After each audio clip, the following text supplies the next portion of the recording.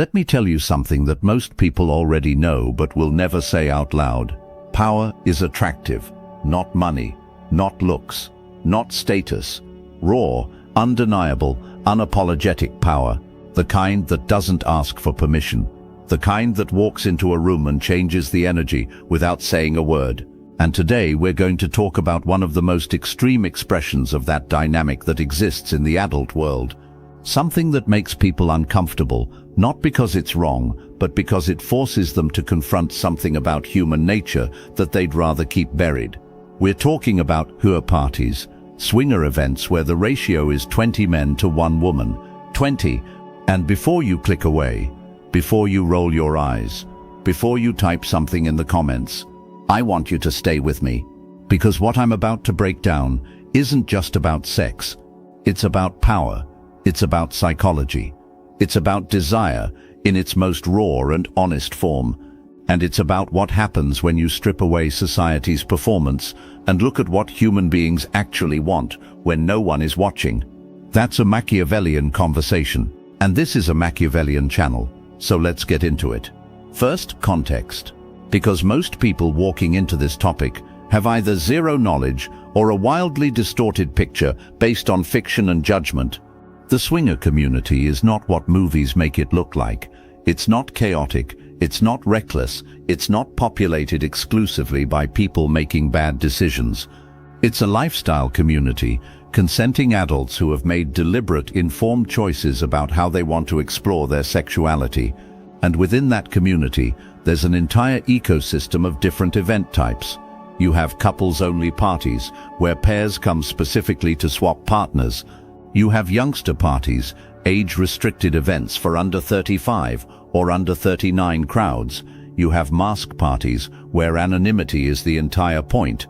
You have ribbon parties, where you receive a colored band at the door that signals your preferences and limits. You have wellness evenings, BDSM events, themed nights. And then you have what the community calls a Hug party. Bull is short for Herrenüberschuss, a German term meaning surplus of men. Sounds like a bureaucratic census classification, and in a way it is. It's describing a very specific mathematical reality, far more men than women. Standard ratio, 10 to 1, sometimes 20 to 1. And the central theme of these events is what the community calls gangbang, one woman with many men, sequentially or simultaneously, based entirely on what she wants and what has been agreed upon in advance. Now, here is where most people stop thinking clearly. They hear that, and immediately their brain goes one of two directions. Either they think this is degrading and wrong, and someone should stop it, or they think it sounds insane and impossible, and probably not real. Both reactions miss the point entirely. Let me give you the Machiavellian frame on this. Machiavelli understood something that made people deeply uncomfortable in his time and still does today, that humans are not primarily driven by morality. They are driven by desire, power, and self-interest. And the smartest thing any person can do is understand those drives clearly, in themselves and in others, rather than pretending they don't exist. What happens at a hootie party, when it's run correctly, when everyone present has chosen to be there freely, is one of the most honest expressions of human desire that exists. No performance, no pretending, no social theater, just what people actually want in a space designed for exactly that. And here is the part that most people completely miss when they analyze this dynamic. The woman is not the powerless one. Read that again. In a properly run hue event, the woman is the singular center of power in that room. She decides who, she decides what, she decides when it ends. 20 men are there because of her. 20 men are waiting on her. 20 men's entire experience that night is contingent on her choices. That is not a position of weakness. That is a position of absolute authority. Now compare that to how power usually operates in conventional social and romantic dynamics. In most scenario, desire gives power to the person who is less interested. The one who cares less has more leverage. The one who needs less has more control. That's standard social dynamics, and it's been true since the beginning of human interaction. But at a hue event, the desire is completely inverted. The woman is the most desired person in the room, by a ratio of 20-1, and she holds every card. She doesn't have to chase. She doesn't have to perform. She doesn't have to negotiate from a position of scarcity. She simply has to decide. For women who are psychologically wired to find power attractive, and many are, including many who would never say it publicly, this is one of the most intensely satisfying experiences imaginable, not because of the numbers, because of what the numbers represent. Total, undeniable, unavoidable desirability. That's a psychological hit that is extremely hard to replicate in any conventional dynamic. Now let's talk about the men, because this is where it gets even more interesting from a Machiavellian perspective. The majority of men at a Hue event have one of two primary psychological profiles. The first type, and this is the most straightforward, are men who are simply drawn to this specific experience. They are experienced in the swinger community. They understand the rules. They understand the etiquette. They know that consent is non-negotiable and that their presence there is a privilege, not an entitlement. These men are comfortable in this environment precisely because they have no illusions about what it is. The second type is more psychologically layered, and this is the type that most people outside the community completely misunderstand. These are the men who come with their partners. The couples where the male partner specifically wants to share his partner with other men. In the community, this is called cuckolding or hot wife dynamic. And if you don't understand the psychology here, it looks completely irrational from the outside. Why would any man want this? Here is the Machiavellian answer. Most men who operate in conventional social dynamics are constantly performing. They perform strength. They perform confidence. They perform status. The entire framework of conventional masculinity is a performance designed to signal value and secure attraction. And embedded in that performance is an enormous amount of anxiety, the fear of losing, the fear of inadequacy, the fear of not being enough. The cuckolding or hot wife dynamic is, at its psychological core, the complete dismantling of that performance. The man who chooses this is saying, I am so secure in myself, so grounded in my identity, so free from conventional ego structures around possession and jealousy, that watching my partner desired by others does not threaten me. It liberates me. That is not weakness. That is an advanced psychological position that most men, despite what they would say publicly, are nowhere near capable of reaching, because it requires confronting every insecurity about masculinity that society has spent decades installing in you and choosing to dismantle them consciously. The men who understand this are not the weak ones in that equation. They are the most psychologically free.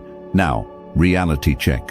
I have laid this out in a way that sounds very clean and very philosophical, and the philosophy is real. But I want to be honest with you about what the actual reality looks like on the ground, because Machiavelli was above all else a realist. Not every Hue event is run well. Not every organizer maintains the framework they should. And not every man who shows up at one of these events has the psychological clarity or respect that this dynamic requires. There are men who go to these events with a sense of entitlement, who see the event's theme as an automatic permission slip, who forget or choose to ignore that consent is not the baseline established at the door and then irrelevant for the rest of the night. Consent is ongoing, it's continuous. It exists in every single moment of every single interaction. And when that framework breaks down, when a woman feels pressured, when the energy in the room becomes about expectation rather than desire, when 20 men's collective anticipation becomes a wall that feels impossible to push back against, that is not a Hue party anymore, that is something else entirely, and it has no place anywhere. This is why experienced members of the swinger community consistently give the same advice. These events are not for beginners, not because beginners are less worthy, but because navigating a highly charged, high-intensity environment requires something that only comes with experience. The ability to clearly communicate your boundaries when everything around you is pulling in a different direction. The ability to say no firmly and without apology in a moment where 20 people's expectations are pointed at you. That skill is not automatic. It has to be developed. and developing it in a 20-to-1 ratio environment without prior experience is genuinely risky. The smarter path for anyone genuinely interested in exploring this territory is to build that muscle first. Start smaller. A threesome. 4 people you chose yourself in an environment you control.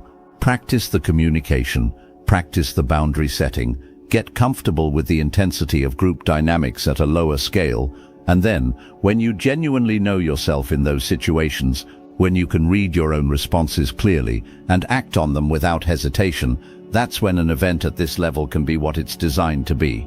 For a woman who knows exactly what she wants and has the experience to navigate it, a hut party is something remarkable.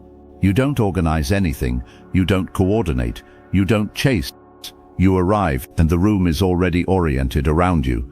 That is not a common position for anyone to occupy in life. And for those who want it and are ready for it, it's extraordinary. Now let's go deeper into something I rarely hear discussed in any conversation about this topic: the social mask.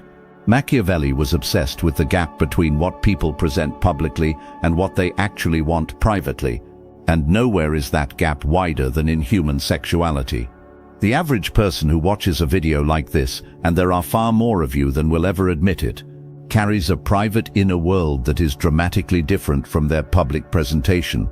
The professional who seems completely conventional, the religious person who privately searches for exactly this content, the relationship advice commenter who is outwardly horrified and inwardly fascinated. This is not hypocrisy in the simple sense. It's the inevitable result of living in a society that has never been honest about what humans actually want.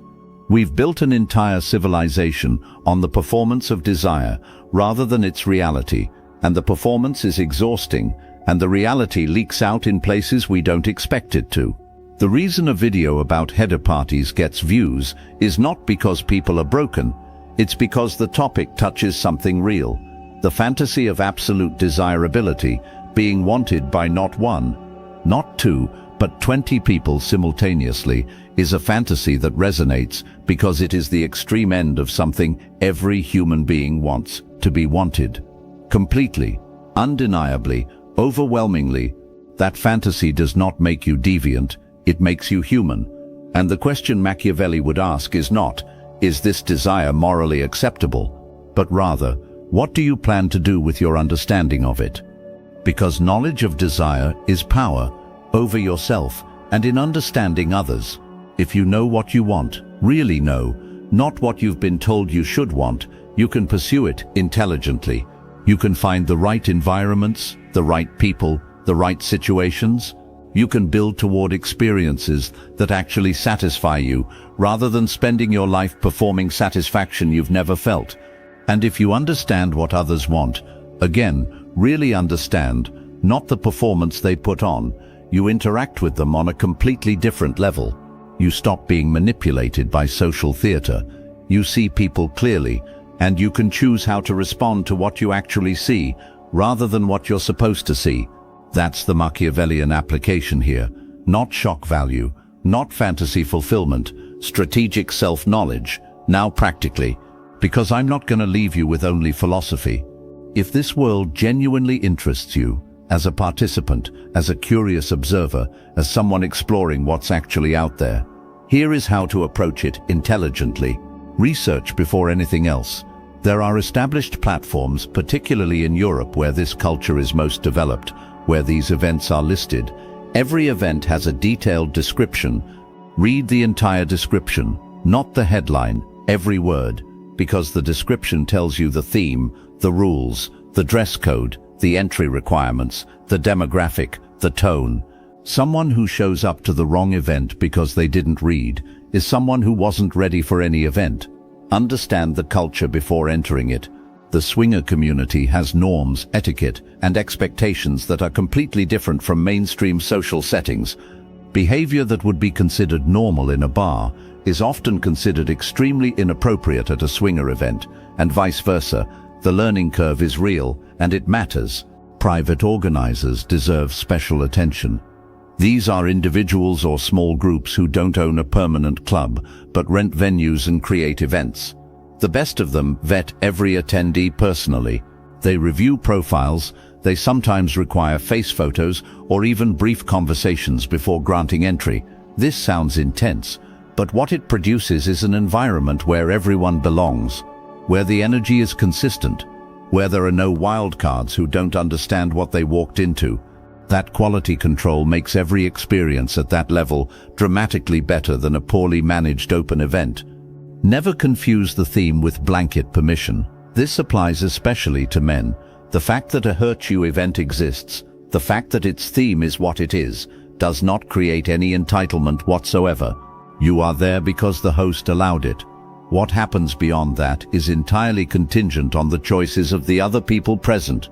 Any man who doesn't understand this, who approaches this environment as a consumer rather than a participant, is not only going to have a bad night, he is poisoning the environment for everyone else, and he should not be there. And build your self-knowledge relentlessly. Know what you actually want, not what you think you should want, not what your friends think is cool, not what some online community has told you is the right desire to have. What you specifically, genuinely, when all the performance is stripped away, actually want. Because that clarity is the foundation of every good decision you'll ever make in this territory and in every other area of your life. All right, let's land this. What I've walked you through today is not just a breakdown of an adult event format. It's a case study in power, desire, and the gap between what people present publicly and what actually drives them privately. It's a look at how consent and authority actually function in human dynamics when you remove the standard social scripts. And it's an invitation to develop the kind of self-knowledge that most people spend their entire lives avoiding. The swinger community, and hurry events in particular, are not for everyone. They don't need to be, but they exist. Real people choose them consciously and deliberately, and understanding why they do and what it reveals about human psychology more broadly is genuinely worth your time, regardless of whether this is something you ever pursue yourself. Machiavelli's entire life work was about one thing: seeing reality clearly, not the version of reality that makes you comfortable, not the version that confirms what you already believe, the actual thing, in all its complexity and contradiction. This topic is part of actual human reality, and seeing it clearly, without flinching, without performing outrage you don't feel, without pretending you don't find it interesting, is exactly the kind of clear-eyed honesty that separates people who understand the world from people who are confused by it. That's what this channel is about. If this hit different, like it. If you want more conversations where we go where others won't, subscribe. And if you know someone who needs to hear that human complexity is not something to be afraid of, share this with them. See you in the next one.